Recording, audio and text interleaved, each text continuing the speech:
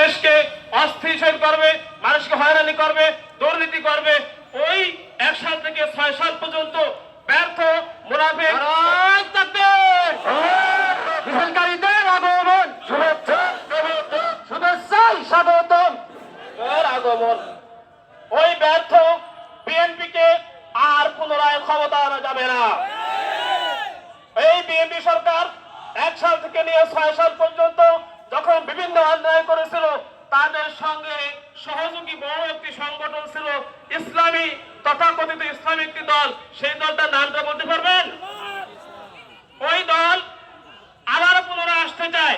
আমরা যারা পুনরায় দেখেছি, শেখ হাসিনার বাংলাদেশ দেখেছি, খালেদা জিয়ার বাংলাদেশ দেখেছি, আমরা জিয়াউর রহমানের বাংলাদেশ দেখেছি, সোনার বাংলা দেখেছি, সবুজ বাংলা দেখেছি। ওই বাংলার দেখতে চাই না, আমরা সামনে ইসলামের বাংলা দেখতে চাই, ইসলামী আন্দোলনের বাংলা দেখতে চাই। আগামীর বাংলাদেশ পীর সাহেব চরমনের বাংলাদেশ, আগামীর বাংলাদেশ মুসলমানদের বাংলাদেশ, ইসলামী আন্দোলন বাংলাদেশ জিন্দাবাদ। আসসালামু আলাইকুম ওয়া রাহমাতুল্লাহ।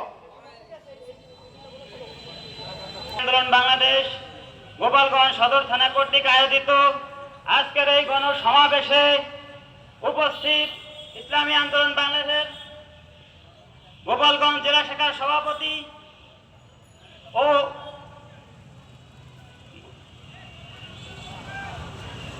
সবাই এখানে উপস্থিত হয়েছেন। গণসমাবেশ আপনারা জানেন আমরা কি জন্য এখানে গণসমাবেশে উপস্থিত হয়েছি। ইতিপূর্বে বাংলাদেশে একটি ছাত্র বিপ্লবের মাধ্যমে গণবিপ্লব হয়েছে, তারই ধারাবাহিকতায় সেখানে অনেক প্রধান অতিথির আগমন, আসসালামু স্বাগতম। ইসলামী আন্দোলন বাংলাদেশ জিন্দাবাদ জিন্দাবাদ জিন্দাবাদ জিন্দাবাদ। ইসলামী আন্দোলন বাংলাদেশ। নারায়ে তাকবীর। আমরা এখানে উপস্থিত হয়েছি, সামনে একটা জাতীয় সংসদ নির্বাচন হবে, সেখানে আমরা একটা ইসলামী রাষ্ট্র গঠন করব। সেই পরিস্থিতিতে আমরা এখানে সবাই একত্রিত হয়েছি। আমাদের নেতৃবৃন্দ যে নির্দেশনা দেবে, আমরা সেই নির্দেশনা অনুযায়ী কাজ করব ইনশাআল্লাহ। গোপালগঞ্জ লতিফপুর ইউনিয়ন ইসলামী আন্দোলন বাংলাদেশ গোপালগঞ্জের ইসলামী আন্দোলনের সাথে আছে। আপনারা আমাদের সহযোগিতা করবেন, আমাদেরকে আরো উৎসাহিত করবেন ইনশাআল্লাহ। ঘোষেছড়া লতিফপুর ইউনিয়ন আপনাদের সাথেই আছে। ধন্যবাদ ভাই। স্বেচ্ছাসেবকদের দৃষ্টি আকর্ষণ করছি, স্টেটকে পরিষ্কার করতে হবে। আমরা যারা দায়িত্বশীলরা আছি আমরা সামনে বসতে পারি, এখানে মুরব্বীদেরকে জায়গা করে দিই। আমরা স্বেচ্ছাসেবকদের দৃষ্টি আকর্ষণ করছি, যে সমস্ত স্বেচ্ছাসেবক ভাই যেখানে দায়িত্ব পালন করছেন তার নিজ দায়িত্ব কঠোরতার সাথে পালন করুন। সংগ্রামী সাথী বন্ধুগণ, এ পর্যায়ে বক্তব্য পেশ করবেন মোহাম্মদ ইমদাদুল হক মিলন, সভাপতি 21 নং বুড়াশী ইউনিয়ন শাখা। আসসালামু আলাইকুম ওয়া রাহমাতুল্লাহি ওয়া বারাকাতুহু।